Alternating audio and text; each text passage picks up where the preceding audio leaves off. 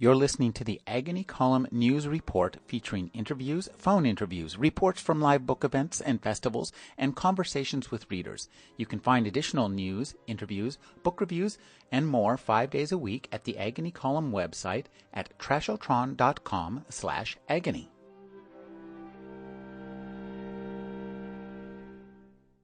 Stan Lee is a comic book writer, editor, actor, producer, publisher, television personality, and former president and chairman of Marvel Comics, with artists including Jack Kirby, Steve Ditko, and Don Heck, Bill Everett.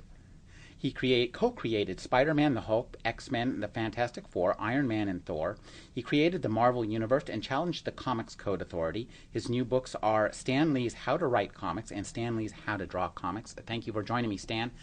Hi, good morning. I just want to mention Bill Everett is the guy who co-created the Daredevil with me. These books are a great guide for somebody trying to create comics now. But I'd like you to take us back when you first started creating comics. You were a busy guy, weren't you? And you were so young. You graduated high school when you were 16 and a half. Yeah. You're kind of a genius, I guess.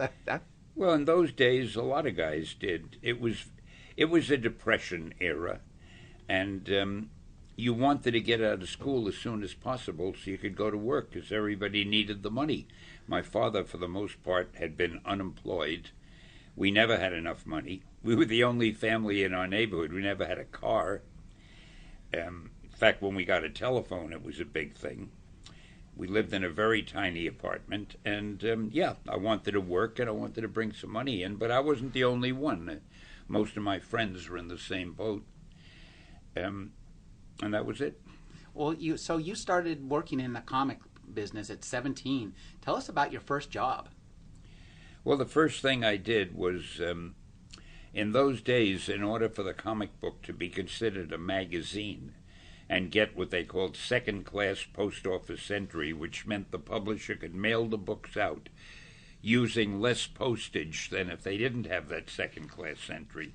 In order to get that, you had to have 2 pages of prose in each book. If it was just all comics, you didn't get second-class mailing privileges. I think that's what it was called. So every comic book had a 2-page story, which nobody read, because the people reading the comics didn't want to bother reading that. It didn't matter who wrote it. It didn't matter how it was written. It didn't matter what the story was. It was just put in there to satisfy the post office. So the first writing assignment I had was to write those 2-page stories. Sample complete. Ready to continue?